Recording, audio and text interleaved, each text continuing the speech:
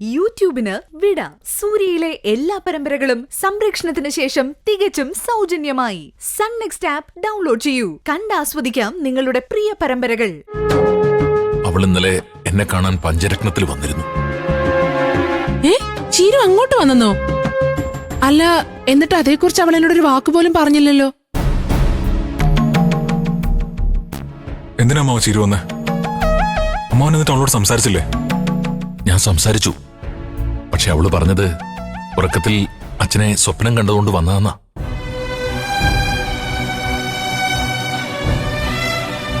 എന്നെ കണ്ട ഉടനെ തന്നെ അവളങ്ങ് തിരിച്ചു പോവുകയും ചെയ്തു. പക്ഷെ ഞാൻ പിന്നീട് ആലോചിച്ചപ്പോ അവള് വേറെന്തോ പറയാൻ വേണ്ടി എന്റെ അടുത്തേക്ക് വന്നതെന്നൊരു തോന്നൽ. ഇന്നലെ അതാലോചിച്ചിട്ട് എനിക്ക് ഉറങ്ങാൻ പറ്റില്ല. അതാ ഞാൻ നേരെ ഇങ്ങോട്ട് വന്നത്. അച്ഛൻ അവളെ ഫോണിൽ വിളിച്ച് ഒന്നുകൂടെ സംസാരിക്കാൻ മേലായിരുന്നോ? അതുകൊണ്ട് എന്താ അമ്പിളി കാര്യം? അച്ഛനോട് നേരിട്ട് പറയാൻ പറ്റാത്ത കാര്യം അവള് ഫോണിലൂടെ പറയോ? അതെ, പറയാൻ എന്തോ തീരുമാനിച്ചു വന്നിട്ട് മറ്റെന്തോ കാരണത്താൽ അത് പറയണ്ടെന്ന് കരുതി തിരിച്ചു പോയതുപോലെയാ എനിക്ക് തോന്നിയത്. ചിലപ്പോ അതെന്നെ കൂടുതൽ വേദനിപ്പിച്ചേക്കും എന്ന് കരുതിയിട്ടാവും. അങ്ങനെ എന്തെങ്കിലും ആണെങ്കിൽ അത് ചിരു നിങ്ങളെങ്കിലും അറിയിക്കുമല്ലോ. ഇല്ലച്ചാ, അങ്ങനെ ഒരു കാര്യം അവള് പറഞ്ഞിട്ടില്ല.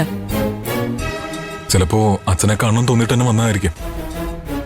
അമ്മാവന്റെ ആദ്യം കൊണ്ട് വേറെ ഓരോന്ന് ചിന്തിക്കുന്ന. അങ്ങനെയാണെങ്കിൽ സാരമില്ല. അവളിന്ന് ഓഫീസിൽ പോയി കാണുമല്ലോ അല്ലേ? പോയച്ചാ, എന്നെ അവിടുന്ന് വിളിച്ചത്. വൈകിട്ട് വീണ്ടും വിളിക്കും. അപ്പൊ അച്ഛൻ വന്നിട്ടുണ്ടെന്ന് ഞാൻ പറയാം. അല്ല, അമ്മാവൻ ആഹാരം കഴിച്ചില്ലല്ലോ. അമ്പിളി, അമ്മാവൻ ആഹാരം കഴിക്കാൻ കൊടുക്ക. നീ കഴിച്ചു രഘു? ഞാൻ കഴിച്ച് ഓഫീസിലേക്ക് പോകാൻ തുടങ്ങായിരുന്നു. എന്നാ ശരി, നീ പൊയ്ക്കോ. അമ്മാവൻ ഇനിയിപ്പോ ഉടനെ തിരിച്ചു പോകുന്നു വേണ്ട. അവിടെ പ്രത്യേകിച്ച് കാര്യങ്ങളൊന്നുമില്ലല്ലോ. എല്ലാരും ഇവിടെ ഉള്ളപ്പോ അമ്മാവൻ ഇവിടെ തന്നെ നിൽക്കുന്ന എല്ലാവർക്കും നല്ലത്. ശരി ശരി, ഇന്ന് എന്തായാലും ഞാൻ എങ്ങോട്ടേക്കും പോകുന്നില്ല. നീ പോയിട്ട് വാ രഘു, നമുക്ക് രാത്രിയിൽ സംസാരിക്കാം. ശരി.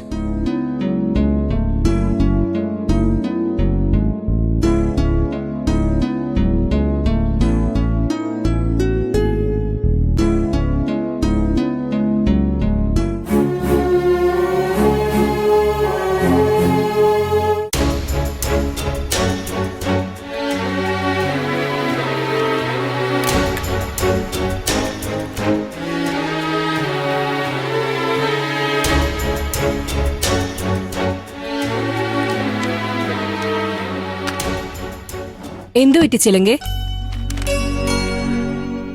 നീ രാവിലെ വന്ന മുതൽ ആകെ ഡള്ളാണല്ലോ. എന്തു പറ്റി, സുഖമില്ലേ?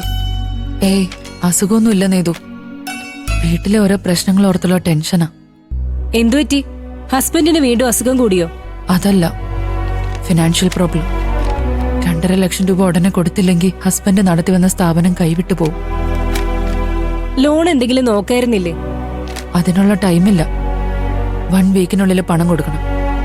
തൽക്കാലം 2.5 ലക്ഷം രൂപ ഇൻട്രസ്റ്റിനെങ്കിലും കിട്ടാൻ വല്ല മാർഗമുണ്ടോ നീതു? ഇവിടെ ഓഫീസിൽ ആർക്കെങ്കിലും ക്യാഷിന്റെ ആവശ്യം വന്നാ പ്യൂൺ കലേശന് ഏർപ്പാട് ചെയ്തു കൊടുക്കുന്നേ. കുറച്ച് ബ്ലേഡ് ആയിരിക്കും. എന്നാലും കുഴപ്പമില്ല, ലോൺ എടുത്തിട്ട് കൊടുക്കാം. പക്ഷെ ഞാൻ ചോദിച്ച കലേശൻ ചേട്ടൻ പണം തരുമോ? അത് സംശയം. ചിലങ്ക് പുതിയ ആളല്ലേ. പ്രതാപൻ സാറ് റെക്കമെൻഡ് ചെയ്താൽ ചിലപ്പോ കിട്ടും. സാറൊരു പാവ. നിന്റെ പ്രശ്നം പറഞ്ഞ സാറിന് മനസ്സിലാവും. വേണമെങ്കിൽ ഞാനും കൂടി വരാം. ശരി, എനിക്ക് വേറെ വഴിയില്ല. എന്നാ വാ, പോവാം.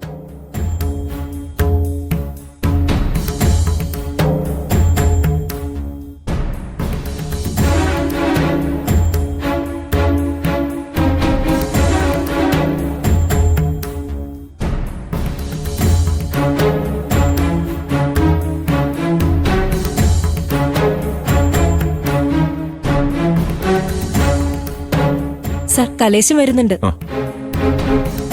ശരി, ഞാനവളോട് സംസാരിച്ചു നോക്കാം. കാശിന്റെ കാര്യത്തില് വലിയ കടുംപിടുത്തക്കാരനാ. ഇൻട്രസ്റ്റ് കൃത്യമായിട്ട് അടച്ചോളാം സാർ, അതിലൊരു വീഴ്ചയും വരുത്തില്ല. ആ സ്ഥാപനം നഷ്ടപ്പെട്ടാ പിന്നെ എന്റെ ഹസ്ബൻഡിന് നാളെ അതൊരു വലിയ വീഴ്ചയായി മാറും സാർ. അദ്ദേഹം ഈ അവസ്ഥയിലായിരിക്കുമ്പോ അത് കൈവിട്ടു പോവാതെ നോക്കേണ്ടത് എന്റെ കടമയല്ലേ? യെസ് യെസ്, അതൊക്കെ ശരിയാ. കുട്ടിയുടെ സാഹചര്യം എനിക്ക് മനസ്സിലാവുന്നുണ്ട്. എന്തായാലും നിങ്ങൾ സീറ്റിലേക്ക് പോയിക്കോ. ഞാൻ കലേശനോട് കാര്യമായിട്ടൊന്ന് സംസാരിച്ചു നോക്കാം. Thank you sir. വരൂ ചിലങ്കി, സാറ് സംസാരിച്ചോളൂ. Thank you sir. കലേശ ഇങ്ങോട്ടേ. എന്താ സാറേ? കലേശ, ഒരു കാര്യം സംസാരിക്കാനുണ്ട്. ആ സാറ് പറഞ്ഞു.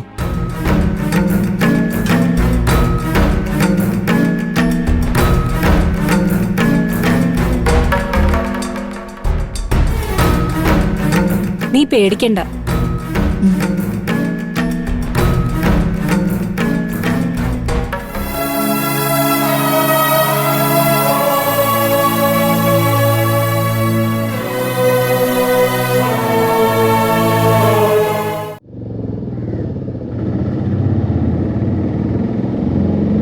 ആ നിർത്ത്, ഇവിടെ നിർത്തിയാൽ മതി.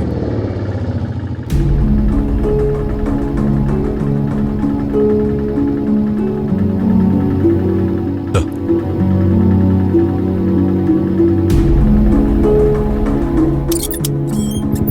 വാ.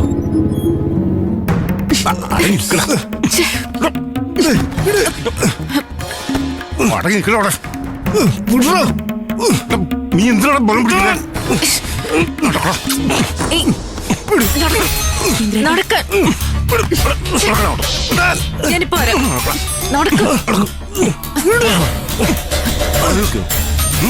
അവൾക്ക് ഇവിടെ നല്ല കഷ്ടപ്പെടാൻ തോന്നുന്നു ഇന്ദ്രേട്ടാ. എന്ത് ചെയ്യാനാ? കണ്ടു നിൽക്കാനല്ലേ നമുക്ക് സാധിക്കൂ. എന്താ ഏട്ടാ, നിങ്ങളെന്താ ഇങ്ങോട്ട് വന്നേ? ഒന്നുമില്ല മോളെ, എന്നെ ഒന്നുകൂടെ ഒന്ന് കാണണം തോന്നുന്നു. ഇവിടുത്തെ ജോലി നല്ല ബുദ്ധിമുട്ടാണല്ലേ സോനെ? ഏയ്, അത്രയ്ക്ക് ബുദ്ധിമുട്ടൊന്നുമില്ല. പിന്നെ കുറച്ച് കഷ്ടപ്പെട്ട് ജീവിച്ചാലല്ലേ ഏട്ടത്തി ഒരു രസമുള്ളൂ.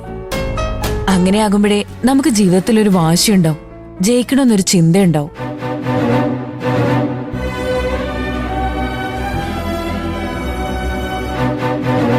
അത് ഏറ്റവും നന്നായിട്ട് അറിയാവുന്ന ആളെന്റെ ഏട്ടനല്ലേ. അങ്ങനെ ഏട്ടൻ കഷ്ടപ്പെട്ടതിന്റെയും വിജയിക്കണമെന്നുള്ള വാശിയുടെയും ഫലമാണ് ഇന്ന് നമ്മൾ ഇപ്പോഴത്തെ അവസ്ഥയിലെത്തിയത്. അതൊക്കെ നീ പറഞ്ഞത് ശരിയാ. ഏട്ടൻ അങ്ങനെ വിജയിച്ച് നിൽക്കുമ്പോ നിങ്ങൾ ഇങ്ങനെ കഷ്ടപ്പെടുന്ന കണ്ടാലോ? ആ വിഷമം എന്താ നീ മനസ്സിലാക്കാത്തെ? അതെ, സോനയും അമ്മയും തിരിച്ച് വീട്ടിലേക്ക് വാ. അവിടെ നിങ്ങൾക്ക് വിഷമം ഉണ്ടാക്കുന്ന ഒന്നും ഉണ്ടാവില്ല. ആ അതെ മോളെ. ഈ കാര്യം നമ്മൾ ഒരുപാട് തവണ സംസാരിച്ചതല്ലേ. എന്നോട് ശരിക്കും സ്നേഹം ഉണ്ടെങ്കിൽ എന്റെ ഇഷ്ടത്തിന് എന്നെ ജീവിക്കാൻ അനുവദിക്കണം.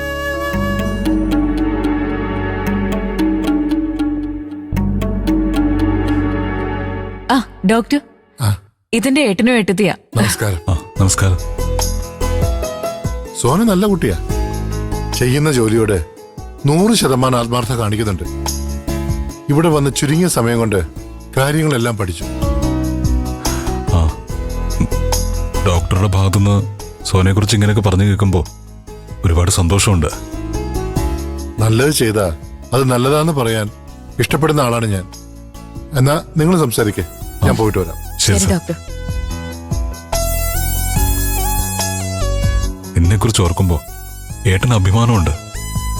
പക്ഷേ നിന്റെ ഈ ജീവിതം അതെനിക്ക് സഹിക്കാൻ പറ്റുന്നില്ല. ഒരച്ഛന്റെ സ്ഥാനത്ത് നിന്നാ ഞാൻ നിന്നെ വളർത്തിയത്. എന്നിട്ടും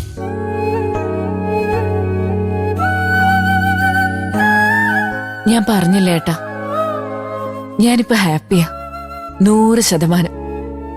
അതിനൊരു കാരണം കൂടിയുണ്ട്. എന്താ സോനെ?